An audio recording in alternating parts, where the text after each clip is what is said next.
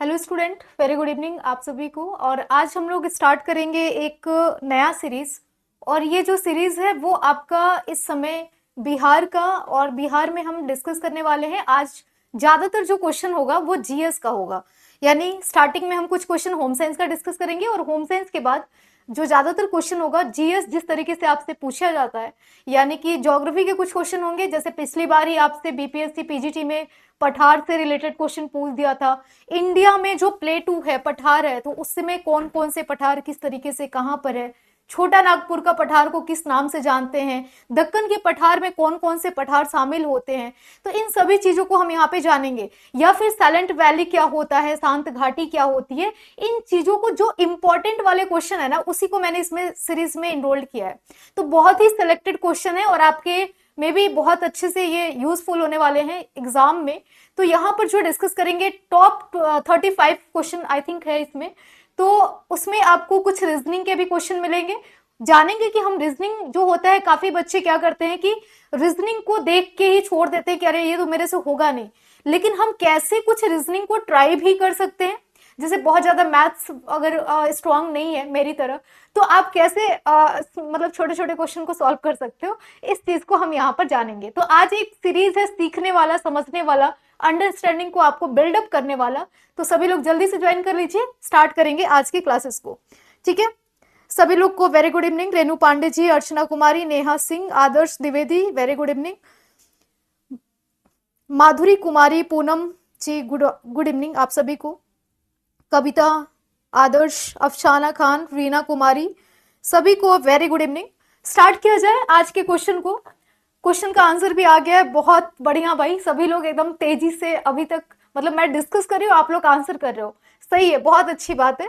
अब यहाँ पर पूछा जा रहा है कि लड़कों के लिए विवाह की निम्नतम वैधानिक आयु क्या है। अब यहाँ पर जो आज हम क्वेश्चन डिस्कस करेंगे ना, वो बहुत डिटेल में नहीं करेंगे।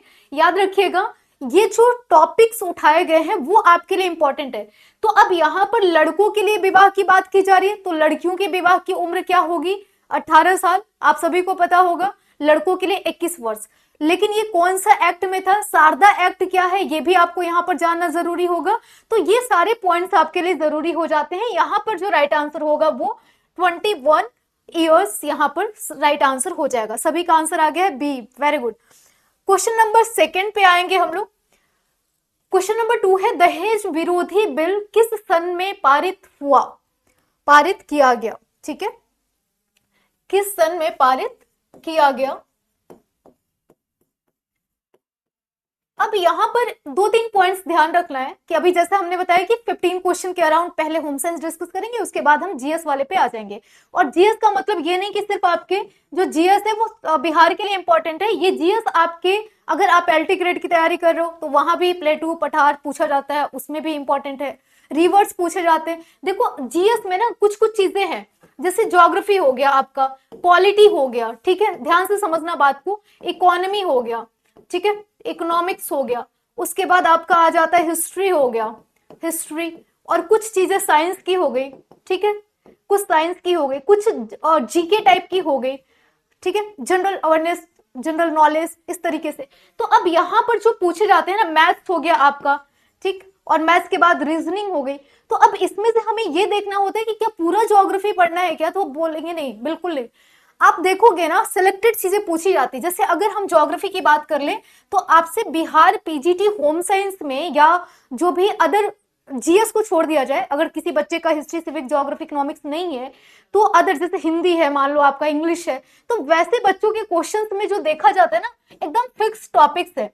जैसे आपको पठार पढ़ लेना है, प्लेटू क्या होता है, उसके बाद आपको क्या पढ़ लेना है, रिवर्स पढ़ लेना, नदियों के बारे में पढ़ लेना है कि कौन सी हिमालयन रिवर्स है, कौन सी पठारीय नदियां हैं, कौन सी बे ऑफ बंगाल में जाके डांस कर रही हैं, कौन सा आपका हिंद महासागर में जाके डांस कर रही, पानी को गिरा रही हैं। तो ये सारी चीजें आ जाती हैं। नदियों के बाद आपका क्या होता है कि अक्षांश देशांतर इंपॉर्टेंट हो जाता है। तो 5-6 टॉपिक्स ऐसे हैं आपके। फॉरेस्ट आपके लिए इंपॉर्टेंट हो जाता है कि कहाँ पे कौन से किस तरीके के फॉरेस्ट पाए जाते हैं। और कुछ एरिया जैसे बोकारो हो गया, अगर आप बिहार के दे रहे हो तो बोकारो हो गया, झरिया हो गया, या फिर नियर अबाउट जो हो गया आपका, और भी देख लो जैसे छोटा नागपुर पठार है, क्योंकि उसको बहुत अच्छे अच्छे नाम से ज्योग्राफी में इंडिकेट किया गया है। तो कुछ ये एरियाज हैं जो आपके यहाँ से पूछे जाएंगे, और इतना भी कवर कर लिए तो आप करके आ जाओगे अच्छा सा। वैसे ही आपकी पॉलिटी में है, पॉलिटी में बच्चे याद रखना फंडामेंटल राइट और डीपीएसपी खाली आप पढ़ के चले जाओ तो भी आप बहुत सारे क्वेश्चंस कर लोगे, क्योंकि सभी क्वेश्चंस यानी आर्टिकल 1 से लेके अगर आपने 45 तक भी कर लिया ना, 51 का तक आप कर लो, ज्यादा अच्छा हो जाएगा। ठीक है, मौलिक कर्तव्य वगैरह भी आप अगर कर लेते हो 51 का वाला, तो 4 भाग आप पढ़ लो संविधान के, 1, 2, 3 एंड 4, यानी कि आपका राज्य और उसके जो भारत और उसके राज्य जो हैं उसके बारे में 1 से 4 तक। उसके बाद आप आर्टिकल पढ़ लो, उसके बाद वाला 5 से 12 यानी कि दूसरा नागरिकता वाला बहुत कम पूछा जाएगा। तीसरा आपके लिए most of the most important है, जिसमें फंडामेंटल राइट पूछता है। चौथा आपका DPSP is the very important topic, क्योंकि स्टेट का एग्जाम देने जा रहे हो तो राज्य के नीति निदेशक तत्व पूछा जाएगा आपसे। और पांचवा पार्ट आ जाता है आपका मौलिक कर्तव्य यानी कि fundamental duties. As a human being, as a teacher, as a आपका कैसे तो इंसान, आपके राइट्स क्या हैं, आप होम साइंस में भी पढ़ते हो कंज्यूमर राइट्स वगैरह, वैसे ही आपको एक नागरिकता के लिए कौन कौन से राइट होने चाहिए। तो पॉलिटी में अगर 4 पार्ट आप पढ़ के चले गए ना, और क्योंकि चुनाव आने वाला है तो आर्टिकल आप 324 पढ़ लिया, चुनाव आयोग है ना, इसको पढ़ लिया। संविधान की कुछ कुछ चीजें हैं, जैसे हिंदी भाषा कहाँ पे दे रखा है, बिहार को किस तरीके से कंसीडर किया जाता है, बिहार में क्या कोई भाषा है जिसको राज्य भाषा की दर्जा दिया गया है। तो कुछ ऐसी जनरल नॉलेज होती है जो पूछा जाता है, बहुत डेप्थ में नहीं जाना है, पैटर्न को समझना है और उसी के हिसाब से यहाँ पर पढ़ना है। और हम उसी के हिसाब से यहाँ पर अब आपको मंडे से डेली क्वेश्चन कराएंगे जीएस वाले, तो काफी कुछ इसमें कवर हो जाएगा। इकोनॉमिक्स अगर आपको पढ़ना है किसी भी स्टेट के एग्जाम में टीचर भर्ती के लिए, तो आपको क्या करना है, वहां का बजट पढ़ लेना है, जिस भी एग्जाम को देने जा रहे हो वहां के एग्रीकल्चर को पढ़ लेना है, वहां की ज्यादातर जो फसल उत्पादन होता है उसको पढ़ लेना है। कुछ स्टोरेज होते हैं, जैसे कि फसल को रखने के लिए स्टोरेज कौन कौन से हैं, बिहार में किसकी खेती ज्यादा होती है, पूर्वी पश्चिमी बिहार को या किसी भी राज्य को 4 भागों में बांट के पढ़ना हमेशा, ये बहुत इंपॉर्टेंट होगा कि उत्तरी भाग में किस फसल की खेती हो रही है, दक्षिणी में कौन सी है, नॉर्थ और ईस्ट। ठीक है, तो इस तरीके से आपने पढ़ लिया। हिस्ट्री का देखो, हिस्ट्री में मॉडर्न हिस्ट्री आपका साफ साफ दे रखा है कि जो 1857 की क्रांति है उससे क्वेश्चन आएगा ही आएगा, और अदर में आप बाकी हिस्ट्री को पढ़ सकते हो। तो प्रियोरिटी आप कैसे फिक्स करोगे, पहले आपने पढ़ लिया मॉडर्न हिस्ट्री को अच्छे से, सारे क्वेश्चंस खाली कर डालो, बस वही इंपॉर्टेंट है और कुछ नहीं। साइंस में क्या करोगे, साइंस में अब क्लास 8 तक की साइंस हो गया, जैसे बल क्या होता है, फोर्सेस क्या होते हैं, गति क्या होता है, ऊर्जा क्या होती है, हाइड्रोजन।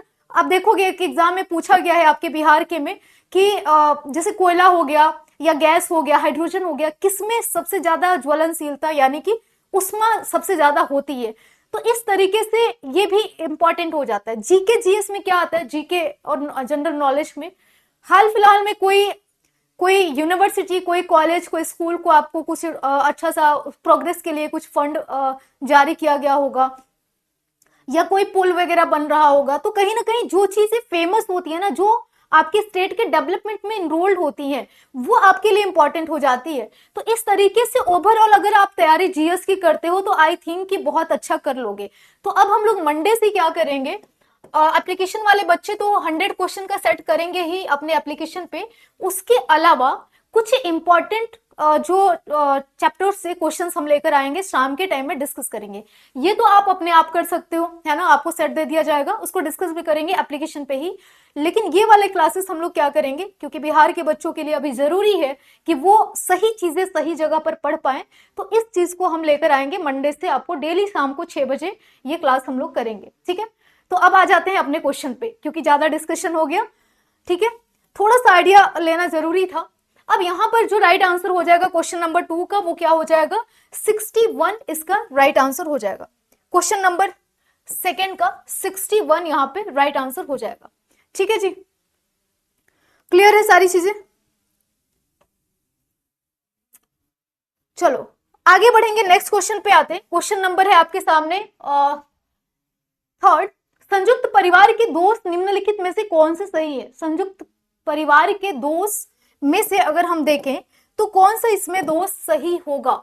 ठीक है, मतलब यहां पर पूछा जा रहा है कि अगर कंबाइंड फैमिली है तो कुछ तो फायदे होते हैं, लेकिन बहुत सारे लॉस भी होते हैं। तो हर एक चीज का, हर एक दुनिया में जो कुछ भी है ना, उसका एक फायदा और एक नुकसान है।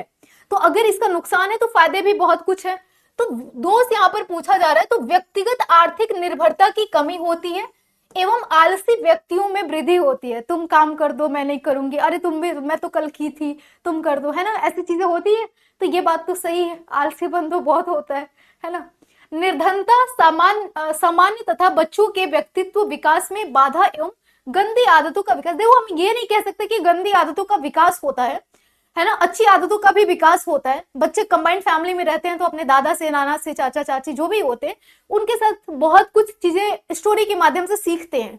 तो आदतों का विकास तो हम नहीं कह सकते, लेकिन हाँ इस लाइन के साथ ही अगर अटैच्ड है तो हम इसको कंसिडर करेंगे कि निर्धनता सामान्य तथा बच्चों के व्यक्तित्व विकास में बाधा हो जाती है। बच्चा यहाँ पे कह सकते हो कि उनका व्यक्तित्व का विकास नहीं हो पाता, बहुत ज्यादा कोई ध्यान नहीं दे पाता है बच्चे के डेवलपमेंट पे, तो ये भी एक बाधा के रूप में हम देखते हैं। द्वेष एवं तनाव का केंद्र होता है गोपनीय स्थानों का अभाव। अगर आप ये वाला पार्ट को समझ में ना भी आए ना कि पता नहीं तनाव होगा नहीं होगा, लेकिन ये बात तो आप जानते हो गोपनीय स्थानों की हमें कमी देखने को मिलती है। तो इनमें से सभी क्या हो जाएगा, सही हो जाएगा, क्योंकि तीनों ही कथन सही है कि बहुत ज्यादा लोग रहते हैं तो हमें अगर कहें कि शांत में जाके बैठना है तो जगह नहीं मिलता, क्योंकि कोई ना कोई बार बार आ ही जाएगा। तो ये बात यहाँ पर आ जाती है, ये कुछ कमियां हैं कंबाइंड फैमिली की, ठीक है।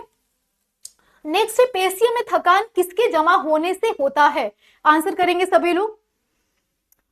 चलिए, वेरी गुड इवनिंग पूनम जी, सभी को गुड इवनिंग, गुड इवनिंग सभी बच्चे, वेरी गुड इवनिंग। चलिए आंसर करते रहिए और सेशन को लाइक और शेयर कर दीजिए सभी लोग, ठीक है। 3 का डी, 4 का आंसर करना है आपको। यहां पर पूछा जा रहा है क्या कि पेशियों में थकान किसके जमा होने से होती है। Citric acid, acetic acid, carbon dioxide, lactic acid, इनमें से कोई नहीं। अगर देखो हम ना यहाँ पर दो चीजों को ध्यान में रखेंगे, ठीक है, एक तो कार्बन डाइऑक्साइड और दूसरा है लैक्टिक एसिड। राइट आंसर क्या हो जाएगा, आपको पता है ये दो तो होगा ही नहीं, क्योंकि ये दोनों रासायनिक नाम है साइट्रिक एसिड। अब जल्दी से बता दो साइट्रिक एसिड किस को कहा जाता है। राइट आंसर क्या हो जाएगा यहाँ पे, 4 का डी ऑप्शन आ रहा है, लैक्टिक एसिड इज राइट। लेकिन देखो दो चीजें हैं, पूछा गया है कि पेशियों में थकान किसके जमा होने से होता है, तो ये लैक्टिक एसिड के जमा होने से होता है, इज ट्रू। लेकिन अगर सपोज आपके ऑप्शन में लैक्टिक एसिड ना हो तो आप किसको टिक करोगे, कार्बन डाइऑक्साइड। क्यों, क्योंकि जब कार्बन डाइऑक्साइड का ज्यादा हो जाता है हमारे शरीर में और हमारे बॉडी में ऑक्सीजन कम होता है, जैसे ऑक्सीजन जब हम लेते हैं तो हमारे कार्बन डाइऑक्साइड क्या होते हैं, जब हम लोग वो पढ़ेंगे ना क्या बोलते हैं ब्लड सर्कुलेशन सिस्टम पढ़ेंगे, तो वहां पर इसको आप और डिटेल से जान पाओगे कि कैसे एक्सचेंज होता है, ठीक है। तो जब हम देखते हैं कि हमारे शरीर में कार्बन डाइऑक्साइड, अगर सीधी भाषा में समझना चाहें तो कार्बन डाइऑक्साइड का अधिक हो जाना एज कंपेयर टू ऑक्सीजन, तो उसमें क्या होता है, लैक्टिक एसिड बनना शुरू हो जाता है। और जब हमारे बॉडी में लैक्टिक एसिड बनना शुरू होगा तो हमें क्या चाहिए होगा, उस कंडीशन में हमें ऑक्सीजन चाहिए होता है। अगर आप ऑक्सीजन ज्यादा मात्रा में लेने लगते हो ना तो धीरे धीरे रिलीज हो जाता है, ये चीजें अपने आप रिड्यूस हो जाता है। तो यहां पर कहना ये है कि जैसे आप देर तक पढ़ते हो या थक जाते हो कोई काम करके, तो थकान क्यों होती है। अगर मैं 2 घंटे लगातार पढ़ाऊं तो मुझे भी थकान होगी, क्योंकि हमें यहाँ पे इस एटमॉस्फेयर में एक कमरे में ऑक्सीजन उतनी नहीं मिलेगी और हम ज्यादा बोलेंगे, फिर हमारे अंदर जो बॉडी है हमारी, क्योंकि जो भी चयापचय का क्रिया है तो उसमें तो कार्बन डाइऑक्साइड तो हमारा होता ही रहता है ना, जनरेट होते ही रहता है। और जब हम 1 गिलास पानी पी लेते हैं तो थकान दूर हो जाती है। क्यों, क्योंकि हम पानी पीने से थकान दूर नहीं होती। आपको पता है कि पानी में 0 कैलोरी ऊर्जा पाई जाती है। थकान दूर इसलिए होती है क्योंकि पानी के साथ हमें घुलनशील मात्रा में ऑक्सीजन की प्राप्ति हो जाती है, ठीक है। तो याद रखिएगा, जब लैक्टिक एसिड ना हो उस कंडीशन में कार्बन डाइऑक्साइड के जमा होने की वजह से लैक्टिक एसिड बनता है, तो सेकंड प्रायोरिटी आप इसको दे सकते हो कि कार्बन डाइऑक्साइड के वजह से भी हो सकता है, अगर ये वाला ऑप्शन ना हो तो। फिलहाल के लिए डी ऑप्शन यहाँ पे राइट हो जाएगा। आगे बढ़ेंगे, क्वेश्चन नंबर नेक्स्ट पे आते हैं। पेशी तनाव जिसको टेटनी नामक रोग होता है किसके वजह से होता है, आंसर करेंगे सभी लोग। चलिए, नहीं एग्जाम में अगर लैक्टिक एसिड नहीं हो ना, आप समझो, जब क्या होता है कि कार्बन डाइऑक्साइड हमारे शरीर में ज्यादा हो जाता है कंपेयर टू ऑक्सीजन O2, उस कंडीशन में लैक्टिक एसिड बनना शुरू हो जाता है। और लैक्टिक एसिड की वजह से थकान होती है, ना कि कार्बन डाइऑक्साइड की वजह से। लेकिन सपोज अगर जैसे एग्जामिनर है, थोड़ा सा टफेस्ट क्वेश्चन बनाना हो कि आपने डेप्थ अंडरस्टैंडिंग देखना है आपके बारे में कि वो आप लैक्टिक एसिड को कैसे समझते हो या फिर थकान को कैसे समझते हो, तो मे बी अगर मुझे बनाना होगा तो मैं लैक्टिक एसिड ना दे के मैं कार्बन डाइऑक्साइड दे सकती हूँ, अगर मुझे डेप्थ अंडरस्टैंडिंग आपकी चेक करनी होगी तो। ठीक है, वैसे बनता नहीं है ऐसे क्वेश्चंस, बट मैं जनरली एक बता दे रही हूँ कि कार्बन डाइऑक्साइड जब इकट्ठा होता है तो लैक्टिक एसिड बनना शुरू हो जाता है। अगर कार्बन डाइऑक्साइड ही नहीं इकट्ठा होगा या ज्यादा होगा तो लैक्टिक एसिड बनेगा नहीं।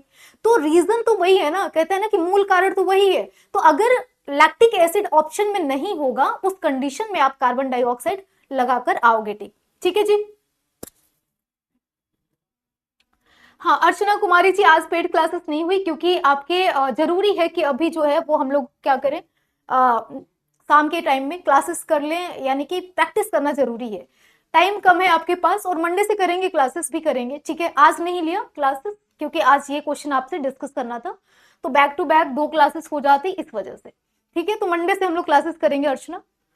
चलिए, पेशीय तनाव टेटनी नामक रोग होता है, किसके वजह से होता है? डी ऑप्शन आ रहा है, उपयुक्त में से कोई नहीं। शरीर में कैल्शियम के स्तर के कम होने से, बिल्कुल सही। जब हमारे शरीर में कैल्शियम का स्तर कम हो जाता है, और ये क्वेश्चंस बेसिकली आपसे पूछा जा सकता है क्योंकि कैल्शियम इस समय न्यूज में है, और टेटनी नामक रोग हो सकता है। ठीक है, और टेटनी नामक रोग में होता क्या है, जो हमारे मांसपेशियां होती हैं उसमें खिंचाव, उसमें तनाव महसूस होने लगता है। आज मुझे भी हो रहा था, मैं बैठी थी, मेरे हाथ में दर्द हो रहा था, मुझे लग रहा था वो किसी को पंच करो तो सही हो जाएगा। तो मुझे अभी फील हो रहा है कि कहीं ऐसा नहीं टेटनी तो नहीं हुआ होगा, बट यस कैल्शियम की कमी शायद मुझे भी लग रहा है ना। तो ये चीजें इसी तरीके से होती हैं। तो अभी मुझे ये चीजें फ्लैशबैक में याद आ गई। आगे बढ़ेंगे नेक्स्ट पे। ये मत सोचना कि मैडम को टेटनी नामक रोग हो गया, है ना, ऐसा मत सोचना, ऐसा कुछ है नहीं। चलो, आरडीए 2023-24 के अनुसार 6 से 12 वर्ष के बच्चों के लिए अनुमानित ऊर्जा किलो कैलोरी कितनी निर्धारित है? एक क्वेश्चन यहां से इसलिए उठाया गया क्योंकि आप देखोगे बिहार में शायद 3 साल पहले जो पेपर हुआ था, 3 ईयर पेपर में देख रही थी, बिफोर 3 इयर्स, उसमें ये सेम क्वेश्चन पूछा गया था, लेकिन वहां पर जो आरडीए दिया था वो 2010 के अकॉर्डिंगली वहां पर आंसर को माना हुआ था। तो हमें जानना जरूरी है कि 11 जब 10 के अकॉर्डिंग वहां पे माना गया था, 2-3 साल पहले के पेपर में मैंने देखा सेम क्वेश्चन था, बस क्या था, ये एज भी सेम था, बस यहाँ पर डाटा चेंज था। क्यों? क्योंकि वो आरडीए पहले वाला डिस्कस किया था वहां पर। ठीक है, राइट आंसर क्या हो जाएगा यहाँ पे? क्वेश्चन नंबर 600 नहीं भाई, नेहा सिंह जी 600 कहाँ, किसने कह दिया 600? नहीं भाई, 600 तो हमने तब बताया था ना आपको कि जब कोई माता है और वो क्या है, वो बच्चे को दूध पिला रही होती है, लैक्टेशन वुमेन की बात हमने की थी, और वो 0 से 6 माह के बच्चे को जब दूध पिला रही होती है ना, तब उनको अतिरिक्त ऊर्जा में हमने पढ़ा था कि 600 उनको अतिरिक्त ऊर्जा दिया जाता है। ठीक है, तो यहां पर पूछा जा रहा है कि 6 से 12 वर्ष के बच्चे के लिए अनुमानित, यहाँ पे कोई भी प्रेग्नेंट विमेन या लैक्टेशन विमेन की बात नहीं की जा रही है, यहाँ पर सीधे सीधे बच्चे की बात की जा रही है। राइट आंसर हो जाएगा 520, ए ऑप्शन यहाँ पे राइट हो जाएगा। ठीक है, चलो आगे बढ़ेंगे, नेक्स्ट क्वेश्चन पे आते हैं। क्वेश्चन नंबर आपके सामने 7, किसी भी समाज की सबसे छोटी इकाई कौन सी होती है? शाम के सेशन में हम लोग डेली वही क्वेश्चंस को डिस्कस करेंगे जो पॉसिबिलिटीज होगी आने की, क्योंकि अब हम लोगों ने टॉपिक वाइज सारी चीजें कर लिया है और टेक्सटाइल की कुछ चीजें बाकी है, वो हम लोग करते रहेंगे बीच बीच में, लेकिन शाम का सेशन फिक्स होगा इंपॉर्टेंट क्वेश्चन के लिए। तो वही चीज हम क्वेश्चन लेंगे जहां से आपकी संभावना होगी एग्जाम में क्वेश्चन पूछने की। किसी भी समाज की सबसे छोटी इकाई कौन सी होती है? आप कहोगे समाज, परिवार, बच्चे, अभिभावक, उपयुक्त में से कोई नहीं। राइट आंसर क्या हो जाएगा? क्वेश्चन नंबर 7, वेरी गुड, 7 के बी आंसर आ रहे हैं, परिवार। सही है भाई, परिवार क्या है? समाज की सबसे छोटी इकाई है। और परिवार का बच्चे का सबसे पहला माता पिता कौन है? बच्चे का टीचर कौन है? पहला टीचर कौन है भाई? टीचर एक डेजिग्नेशन है ना, और टीचर में शिक्षक भी आ जाता है और शिक्षिका भी आ जाती है। ठीक है, शिक्षक और शिक्षिका भी आ जाती है, यानी कि मेल और फीमेल दोनों आ जाती है टीचर शब्द में। अगर आपसे कभी भी इंटरव्यू वगैरह में पूछा जाए DSSB या कोई भी, तो आप कहना टीचर, इसलिए बोला गया, पूछा गया था ये जनरली क्वेश्चन, और यहाँ पर ये एक डेजिग्नेशन है, पोस्ट है, ठीक है। तो बच्चे का पहला जो टीचर होता है वो उसकी मदर होती है, ठीक है, मदर होती है। और पहला जो पाठशाला होता है समाज का वो परिवार होता है, ठीक है। चलो, पाठशाला नहीं, यहाँ पे समाज की सबसे छोटी इकाई परिवार होती है और बच्चे का पहला जो समाज होता है परिवार होता है। और हमने एक ग्राफिकल डिस्कस भी किया था आपसे एप्लीकेशन पे, वो थ्योरी भी आप लोग पढ़ लेना अच्छे से। इनमें से कौन सा विष तंत्रिका तंत्र को प्रभावित करने वाला है? शिवरात्रि अभी अभी खत्म हुआ है और काफी लोगों ने क्या बोलते हैं भांग वांग पी रखी होगी, तो जरूरी है कमीशन बनाने वाला, क्योंकि अब मैं सोच सकती हूँ तो मे भी अगर मेरी तरह कोई खिसका हुआ दिमाग का हो तो वो भी सोच सकता है कि भाई इससे रिलेटेड क्वेश्चन होम साइंस में क्या आ सकता है। तो यहाँ पर इंपॉर्टेंट क्या है ये जानना कि इनमें से कौन सा विष हमारे तंत्रिका तंत्र यानी कि जो नर्वस सिस्टम होता है उसको प्रभावित करता है। आंसर क्या हो जाएगा? भांग या धतूरा बोलोगे यस, क्लोरोफॉर्म या मदिरा इज ट्रू, मदिरा एवं शराब उपयुक्त में से सभी इज डी राइट आंसर हो जाएगा। क्योंकि अब ये याद रखना कि जो नर्वस सिस्टम है ना उनको यही 5-6 चीजें प्रभावित करती हैं।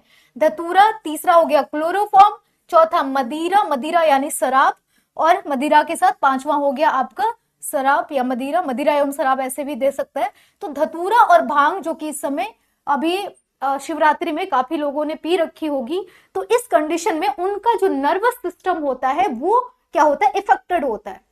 और एक चीज याद रखना, इसको अगर ज्योग्राफी से रिलेट करके थोड़ा सा समझना चाहो तो जैसे अर्थ का मूवमेंट है ना, तो आप पढ़े होगे ज्वार और भाटा एक टॉपिक है, तो उसमें क्या होता है कि सूरज अपनी तरफ पृथ्वी को खींचता है, मतलब पानी को खींचता है, चंद्रमा अपनी तरफ।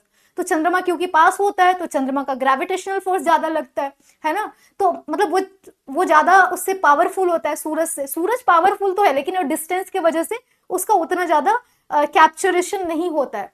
तो एक टाइम पे ऐसा माना जा रहा है, अभी आप लेटेस्ट जो इस समय अभी रिसर्च हुआ था कि जो अर्थ का मोमेंट है ना वो धीरे धीरे कम हो रहा है। पहले पृथ्वी तेज घूमती थी, अब वो धीरे धीरे स्लो हो रही है। रीजन है मतलब ज्वार और भाटा का आना। वैसे ही दिमाग भी है हमारा, अगर हम कोई चीज कोई नशा अगर रेगुलरली आप करने लगते हो ना तो आपका वो भी धीरे धीरे धीरे धीरे स्लो हो जाता है और एक टाइम के बाद आप देखोगे कि वो आपका दिमाग काम करना बंद भी कर सकता है। इसी को कहते हैं हम लोग तंत्रिका तंत्र का क्या करना, इफेक्टेड होना, यानी वो क्या करते हैं प्रभावित होना शुरू हो जाती है। तो यहां पर राइट आंसर हो जाएगा, ठीक है। अब इसको क्रॉस मत करना कि भाई फलाना तो बहुत भी थे लेकिन बहुत तेज दिमाग है उनका, ऐसा सब मत करना, ऐसे बकवास की बातें होती हैं, ठीक है। चलो डी ऑप्शन, कोशिका के ऊर्जा गृह होते हैं। भाई कोशिका का ऊर्जा गृह कौन सा होता है? सबसे पहले तो ये जानना है कि ऊर्जा गृह का मतलब क्यों है, क्यों ऊर्जा गृह कहा गया है। तो जैसे हम लोग कहते हैं ना कि हमारे घर में एक मतलब ऊर्जा का जो जगह होता है वो किचन होता है, रसोई घर होता है, जहां पे खाना बनता है वहीं से सब लोग खाते हैं तो सबको एनर्जी मिलती है। वैसे ही कोशिका, कोशिका के एक ऐसी जगह होती है जहां पर क्या होता है, जहां पर ऑक्सीजन कह सकते हो, ऑक्सीजन का ट्रांसफॉर्मेशन या एक्सचेंज होता है, तो वहां पर वहीं से एनर्जी जनरेट होती है। या कह सकते हो कि अगर वो ना हो तो वहां पर एक मतलब एनर्जी नहीं मिल पाएगी प्रॉपर रूप से पूरे सेल में, तो इसलिए उसको कहा जाता है ऊर्जा घर।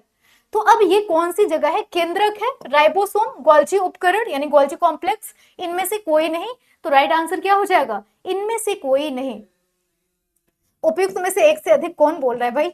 ऐसा मत करो। ये जो ऊर्जा घर होता है ना ये माइटोकॉन्ड्रिया होती है, माइटोकॉन्ड्रिया, ठीक है। Mitochondria powerhouse of the cell के नाम से जाना जाता है। तो ये होता है, इसमें से कोई नहीं है। एक बात और यहाँ पे समझने वाली है, जो केंद्रक है, जैसे मान लो ये सेल है, सेल के बीच में केंद्रक पाई जाती है, लेकिन ये भी याद रखना कि जो केंद्रक वाली सेल होगी ना ये यूकैरियोटिक होगी, यूकैरियोटिक, ठीक है।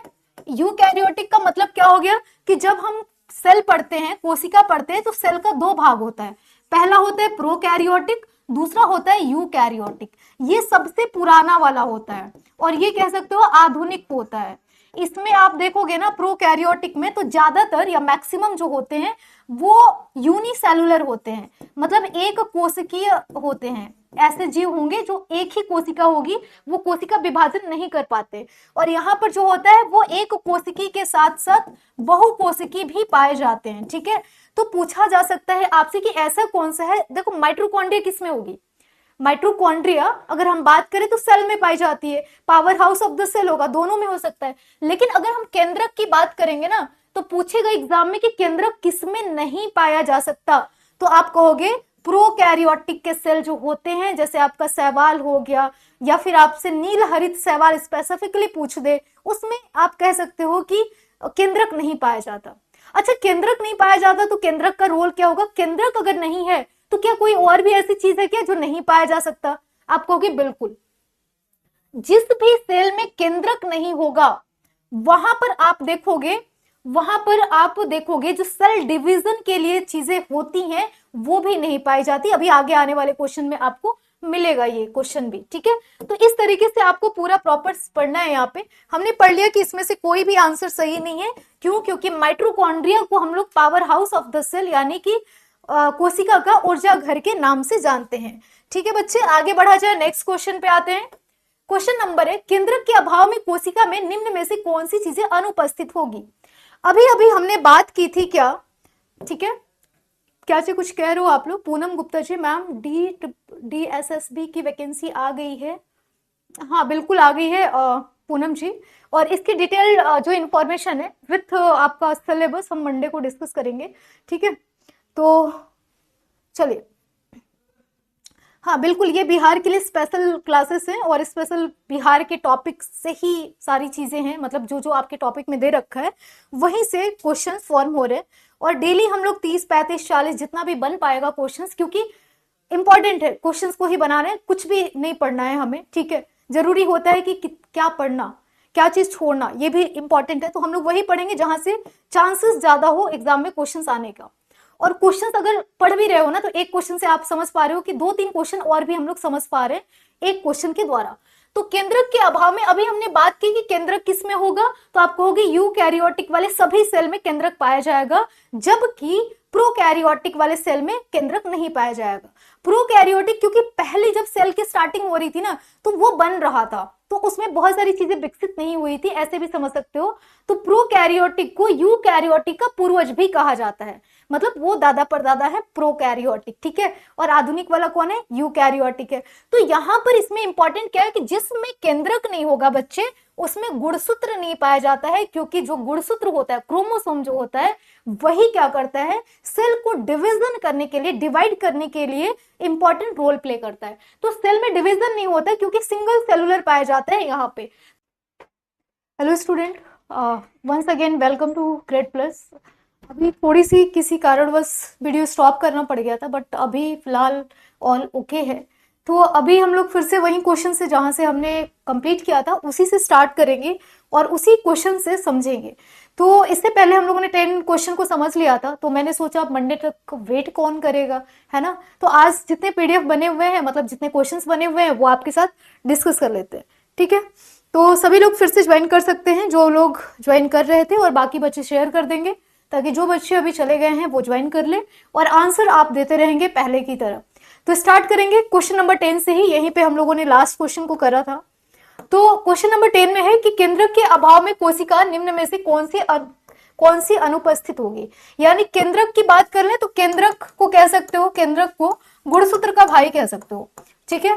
क्यों कह सकते हो? क्योंकि दोनों भाई भाई हैं, साथ साथ चलेंगे, नहीं एक नहीं तो दूजा भी नहीं, ठीक। तो केंद्रक है तो गुणसूत्र है, गुणसूत्र है तो केंद्रक है, ऐसा नहीं है। मतलब केंद्रक है तो गुणसूत्र है, लेकिन ऐसा नहीं कि गुणसूत्र है तब भी केंद्रक है, ऐसा कुछ नहीं, ठीक है। तो मतलब ये होगा तो ही ये होगा।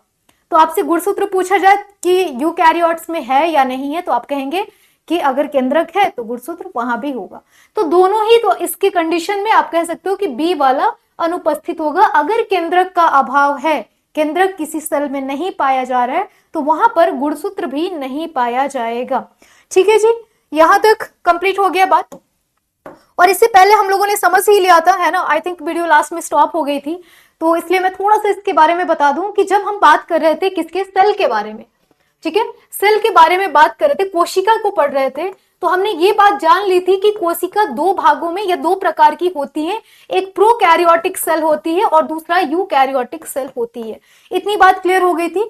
प्रोकैरियोटिक को ऐसे मान लो कि दादाजी है ना, और यूकैरियोटिक को मान लो कि आपके पापा हैं, चाचा हैं, मतलब ये अभी नई जनरेशन है। और ये वाले हैं ये पुराने जनरेशन है। तो पुराने जनरेशन में जैसे कुछ कुछ कह सकते हो ना कि अभी शुरुआत कर रहे होते हैं, जैसे पहले के लोग कुछ अगर ट्राई भी करें तो गलतियां बहुत ज्यादा निकलती है, अब थोड़ा कम होने लगी है। तो ऐसे भी लोग क्या होते हैं, तो यहीं पे जो सेल था ना, इसी तरीके से सेल को समझे तो सेल पूरी तरीके से डेवलप नहीं था। मतलब जैसे इंडिया डेवलप नहीं था पहले, अब धीरे धीरे डेवलपिंग पे है और कल को डेवलप हो जाएगा, यानी यूकैरियोट्स बन जाएगा। किसी से भी आप कंपेयर कर सकते हो, ठीक है। तो ये सेल था जो कम डेवलप था, इसलिए इसमें जो सेल आते हैं, आप कह सकते हो शैवाल, नाम सुना होगा आपने, शैवाल हो गए, या कभी कभी आपसे नील हरित शैवाल पूछा जाता है, नील हरित शैवाल, ठीक है, ग्रीन एल्गी की बात की जाती है। तो ये सब इसी के अंतर्गत आते हैं, ठीक है। और हमने क्लासेस में पढ़ा भी था, सेल बहुत डिटेल से पढ़ा था कि अरस्तु साहब आए थे और उनके पास चश्मा उस्मा था नहीं, ना ही माइक्रोस्कोप था बढ़िया वाला, तो पुराने वाले माइक्रोस्कोप से उन्होंने देखा, तो उनको बहुत ज्यादा ये सवाल ववाल समझ में नहीं आया, तो उन्होंने सिंपल सिंपल सारे को रख दिया एक ही कंडीशन में। उन्होंने यूकैरियोटिक और प्रोकैरियोटिक ज्यादा देखा नहीं। जितने भी ये छोटे छोटे वाले थे ना, वो छोटे से थे तो उनको उतना ध्यान से दिखाई नहीं दिया, तो इन्होंने सबको वानस्पतिक वाले में रख दिया था, ठीक है, जानतो वाले में ना रख के सबको वानस्पतिक जगत में रख दिया था। तो हमने पूरी जगत को पढ़ा था और सारे किंगडम को पढ़ा था हमने, है ना। तो उसमें पूरा आप डिटेल से एप्लीकेशन पे पढ़ सकते हो इस क्लास को। तो इतनी बात हम लोगों ने जान ली। तो प्रोकैरियोटिक, अब इसको मैं क्यों बता रही हूँ, क्योंकि अगर इस क्वेश्चन को आपसे कोरिलेट करना हो तो गुणसूत्र किसमें नहीं पाया जा सकता है, पाया जा सकता है। मतलब कि ऐसा नहीं कि कुछ ऐसे अपवाद होंगे जिनमें मिल भी सकता है, लेकिन अगर नहीं पाया जाएगा तो वो सिर्फ प्रोकैरियोटिक होगा, क्योंकि यूकैरियोटिक में ये मूलतः पाया जाता है। दूसरा है कि केंद्रक किसमें नहीं पाया जाएगा, तो आप कहोगे प्रोकैरियोटिक में नहीं पाया जाएगा, क्योंकि जिसमें केंद्रक होगा उसी में गुणसूत्र पाया जाएगा। गुणसूत्र का काम क्या होता है, क्रोमोसोम जिसको बोलते हैं, इसका काम होता है कोशिका को डिवीजन करने का, विभाजित करने का। जैसे एक कोशिका है तो वो दो होगी, याद रखना, कभी भी दो कोशिका विभाजित होकर तीन नहीं बनती, वो डुअल फॉर्म में विभाजित होती है, 2 से 4 ही बनेगी, 4 से 8 ही बनेगा, ऐसे ही होता है। आपसे पूछ दे कि इनमें से कोशिका 4 से 6 बन जाती है क्या, कहोगे नहीं, क्योंकि सारी कोशिकाएं क्या होंगी, सब में केंद्रक होगा और केंद्रक अपने आप को विभाजित करेगा। तो ये यूकैरियोटिक क्या होता है, आधुनिक है, नई जनरेशन की है, इसमें सभी इसी में आप पढ़ते हो, 2 भाग पढ़ते हो, एक प्लांट किंगडम पढ़ते हो और एक आप एनिमल किंगडम के बारे में पढ़ते हो, ठीक है। क्लास 11 12 की एनसीईआरटी में भी आपको बायो में मिल जाएगी। माइटोकॉन्ड्रिया आपके एग्जाम के पॉइंट ऑफ व्यू से इंपॉर्टेंट क्यों है, हमने डिस्कस कर ली थी, powerhouse of the cell इसको कहा जाता है, यानी कि कोशिका का ऊर्जा गृह के नाम से इसको हम जानते हैं, ठीक है। लाइसोसोम, डीएनए, ये सब क्या है, कोशिकांग है, सेल ऑर्गेनेल्स है, तो इनको हम लोग पढ़ते हैं कोशिका के भागों में, हम लोगों ने पढ़ रखा है। तो ये सारी चीजें यहाँ पर इंपॉर्टेंट हो जाती है। राइट आंसर हो जाएगा ऑप्शन नंबर बी। यहां तक हम लोगों ने अभी की क्लासेस में देख ली थी, जो फिलहाल 10-15 मिनट पहले गलती से कुछ इशू आ गया था, इसके वजह से स्टॉप करनी पड़ी थी। बट वंस अगेन हम लोग फिर से स्टार्ट करेंगे क्वेश्चन नंबर 11 से। अब 11 की बात कर ले, 11 नंबर क्वेश्चन में पूछा जा रहा है कि 0 से 5 वर्ष के बच्चों में मृत्यु जो है वो अधिकतम किस बीमारी से होती है। देखो आपसे ना एक बाल मृत्यु दर भी पूछता है, तो वो 1000 जन्म लिए बच्चे में जो डेथ की कह सकते हो रेशियो होता है, उससे उसको लिया जाता है। लेकिन यहाँ पर ऐसा कुछ नहीं है, यहाँ पर सीधे सीधे आपसे पूछा जा रहा है 0 से 5 वर्ष, यानी जन्म लेने वाले बच्चे में जो, और 5 वर्ष के बच्चे में जो ज्यादातर मृत्यु होती है, बच्चों की डेथ होती है, वो किसके वजह से होती है। आंसर करना है आपको, अतिसार की वजह से, क्वासियोरकर की वजह से, मधुमेह की वजह से, उपयुक्त में से एक से अधिक, या फिर इनमें से कोई नहीं।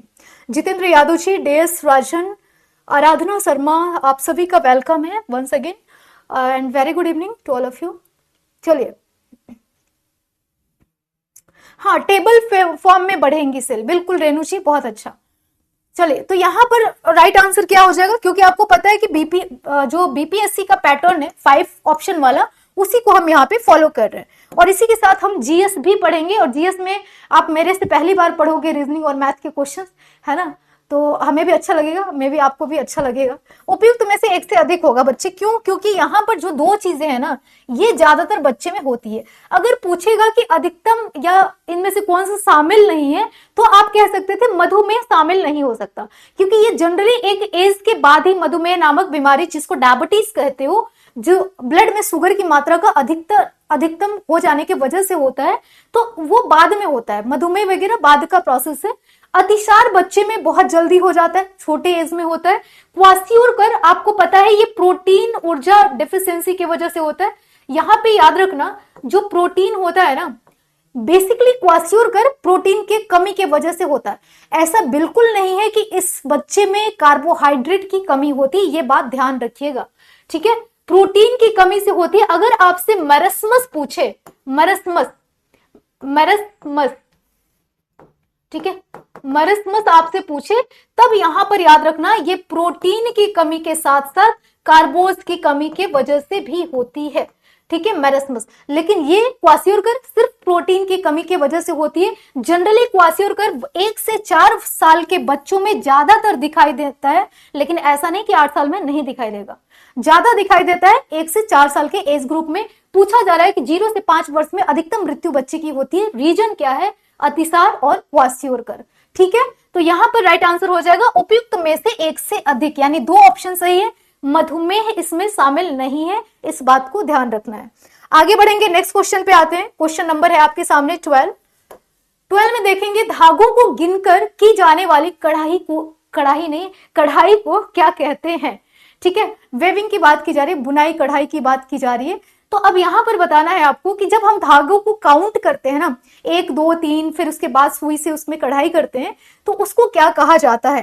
कांथा कहते हैं, मणिपुरी कहते हैं, कश्मीरी कहते हैं, कसूती कहते हैं, उपयुक्त में से कोई नहीं। राइट आंसर क्या हो जाएगा, चलिए आंसर करेंगे सभी लोग।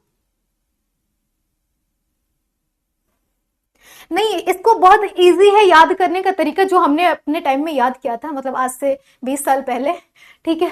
तो वो ये था कि देखो लिखने में ना मरस्मस ये बहुत छोटा लग रहा है ना, तो मैंने ऐसे याद किया था कि मरस्मस छोटा है, मतलब इसके लिए जो बीमारी है, मतलब जो कमी होगी वो बड़ा लाइन वाला कमी होगी, मतलब कि प्रोटीन के साथ क्या होगा, हम कार्बोज को जोड़ेंगे, ठीक है, कार्बोज को जोड़ेंगे। तो छोटे बीमारी का रीजन क्या है, बड़ा वाला लाइन है, हमने ऐसे याद की थी, ठीक है। और मरस्मस सॉरी क्वासियोरकर, क्वासियोरकर ये बहुत बड़ा है ना शब्द, देख रहे हो इसमें काफी सारे वर्ड्स हैं, तो हमने सोचा था कि बड़ा वाला बीमारी है तो इसका कारण छोटा होगा, यानी खाली प्रोटीन होगा। तो छोटा वाले लाइन को बड़े वाले से, बड़े वाले को छोटे वाले से हमने रिप्लेस करके याद रखा था अपने टाइम में। अब आपको जैसा सुविधा हो आप इसको याद कर सकते हैं, ठीक है जी। आगे बढ़ेंगे नेक्स्ट। तो यहाँ पे राइट आंसर क्या हो जाएगा, आप कहेंगे कि जो धागे को गिनकर कढ़ाई की जाती है वो कसूती में की जाती है। कांथा तो पुराने कपड़ों से उसको कह सकते हो कि बनाया जाता है, मतलब एक के बाद दूसरा लेयर लगाकर उसको कांथे की कढ़ाई की जाती है।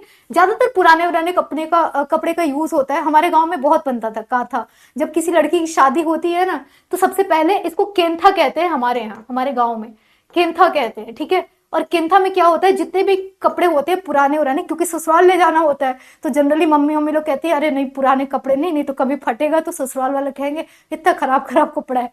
तो सूती साड़ियां वड़ियां जो पुरानी हो जाती थी अच्छी वाली, उसको मिलाकर ना लेयर बनाकर, और उसके ऊपर से एक दुसूती होता है, कसूती उसको कहते हैं, दुसूती भी कहते हैं, उसका एक लेयर लगाते थे, और उस पे लेयर ऐसे कुछ उसके धागे होते थे, है ना, मैंने बहुत बनाया है ये वाला, और ऐसे ऐसे होते थे, है ना, ताना और बाना कुछ ऐसे होता था। तो इसमें काउंट करके ना 2 धागे के बाद सुई ऐसे ले आके क्रॉस करके ऐसे बनाया जाता था।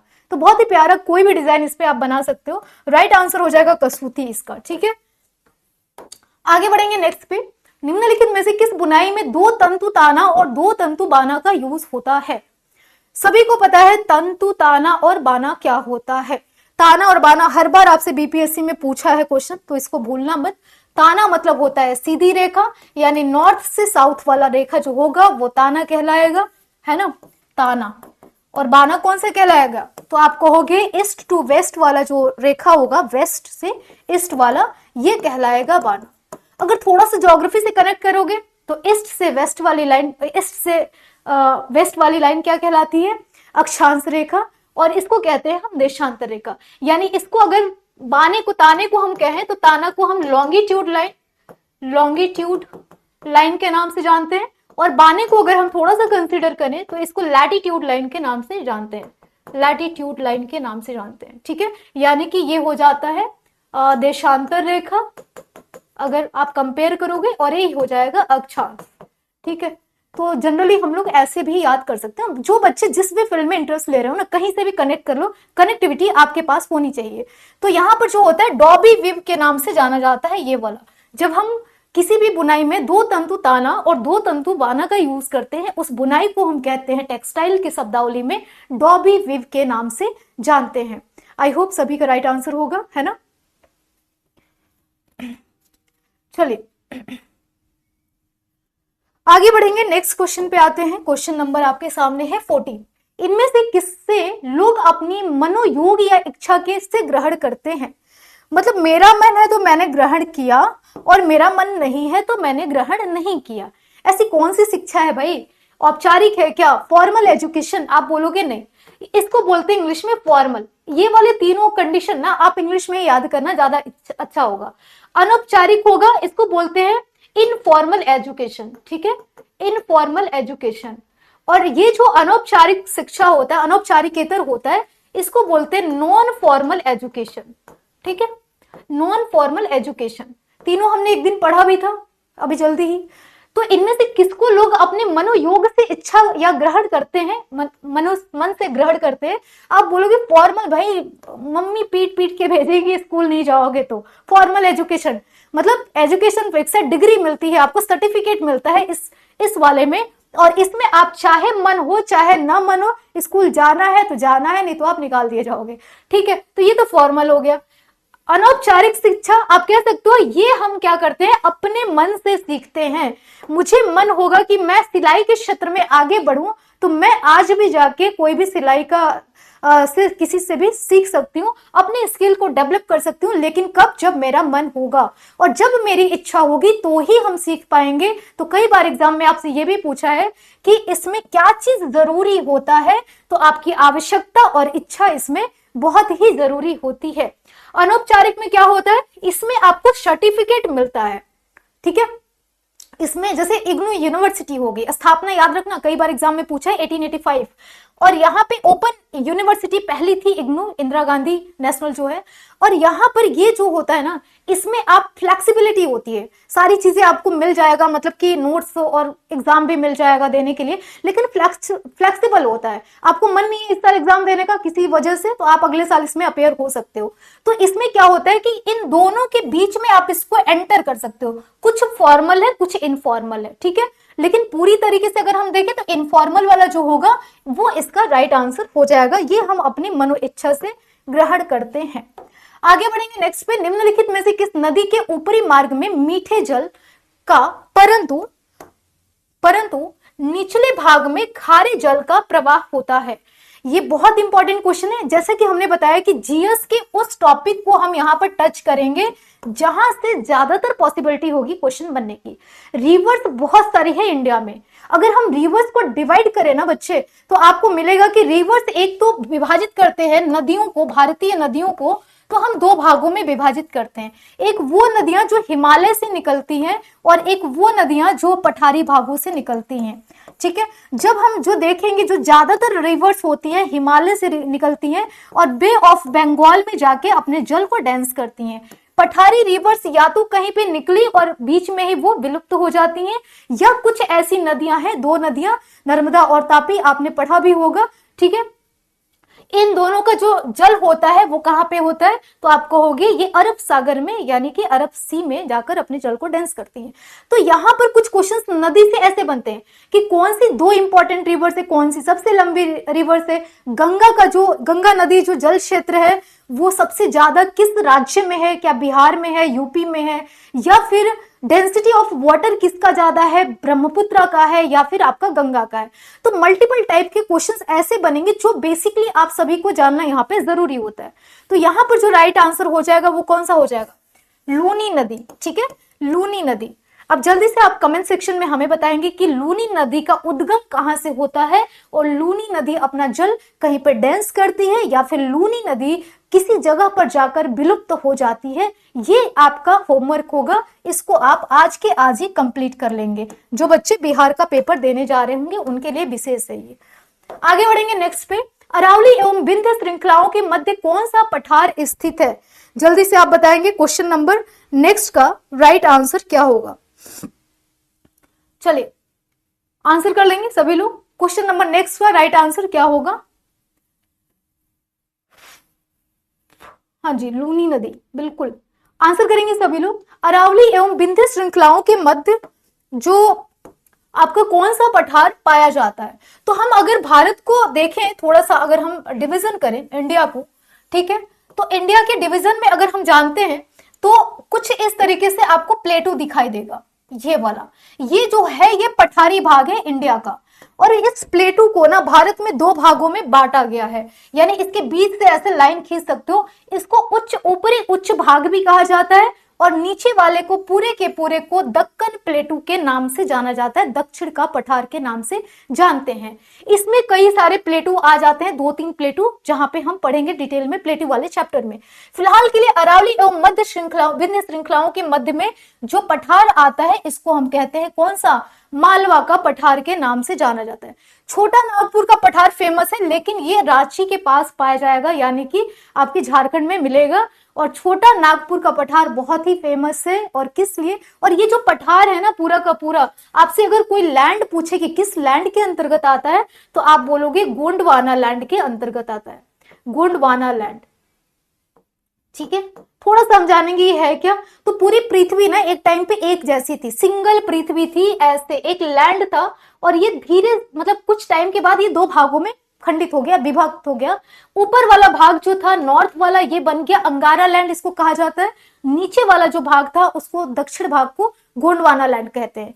इसी में फिर ये विभाजित हुआ धीरे धीरे टाइम टू टाइम, और इसी में सारे कॉन्टिनेंट्स बने, और जो नीचे का भाग रह गया उससे ओशियन का निर्माण हुआ। ये जब आप पढ़ोगे प्लेट टेक्टोनिक थ्योरी, वहां पर इसको डिटेल में पढ़ पाते हो। ठीक है, तो फिलहाल के लिए यहाँ पे क्या हो जाएगा, मालवा का पठार जो है वो अरावली और जो विंध्य श्रृंखला है इनके द्वारा क्या होती है, इनके द्वारा इनके मध्य में पठार पाया जाता है।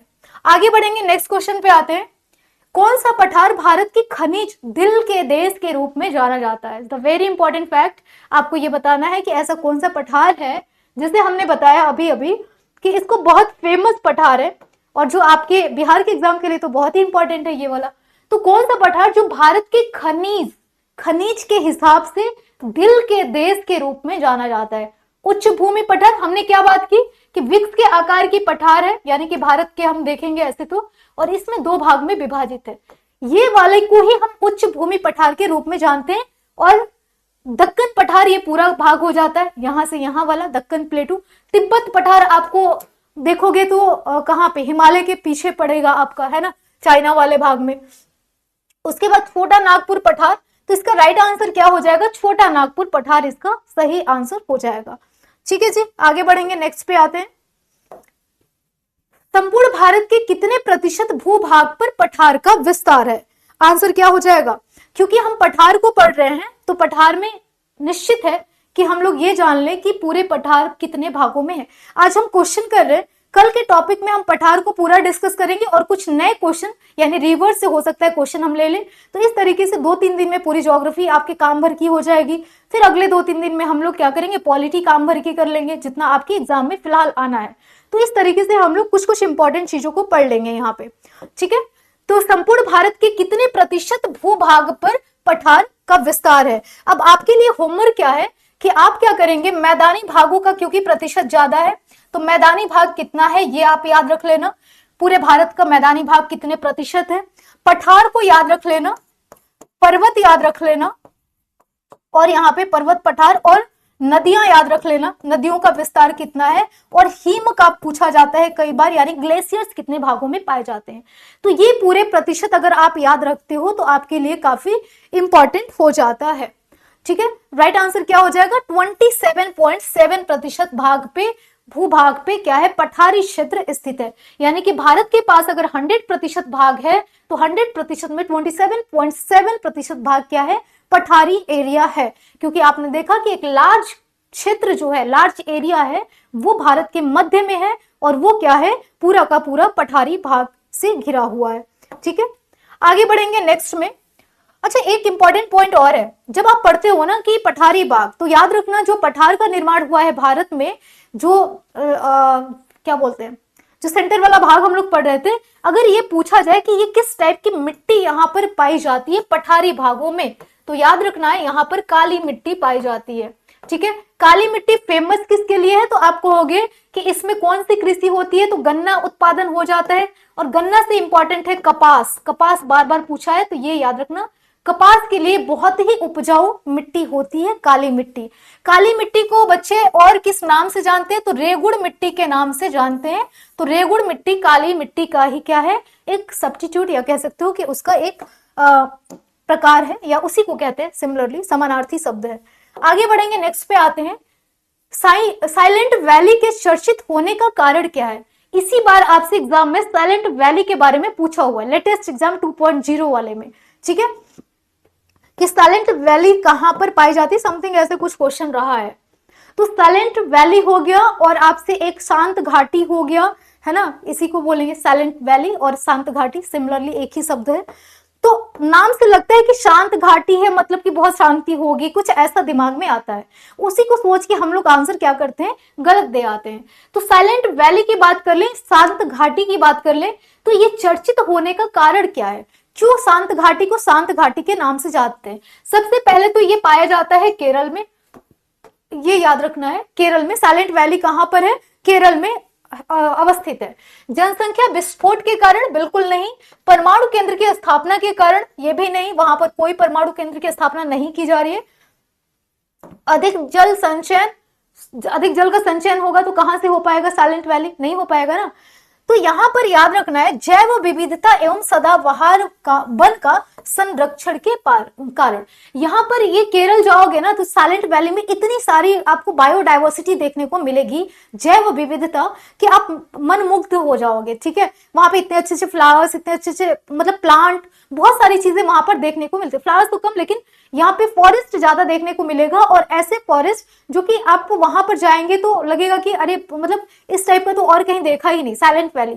मतलब वहां पे सुकून भी मिलेगा आपको, ऐसा नहीं है कि वहां पे साइलेंट है तो सुकून नहीं मिलेगा। लेकिन फेमस किस लिए है, ये डाइवर्सिटी के लिए फेमस है, याद रखिएगा, जैव विविधता के लिए फेमस है। ठीक है, साइलेंट वैली दक्षिण में है, भारत के दक्षिण भाग में पाया जाता है। और एक चीज और, दक्षिण से हमें याद आया, कभी कभी आपसे पूछता है ना कि तमिलनाडु कहां पे है, और केरल का लोकेशन पूछ लेता है एग्जाम में।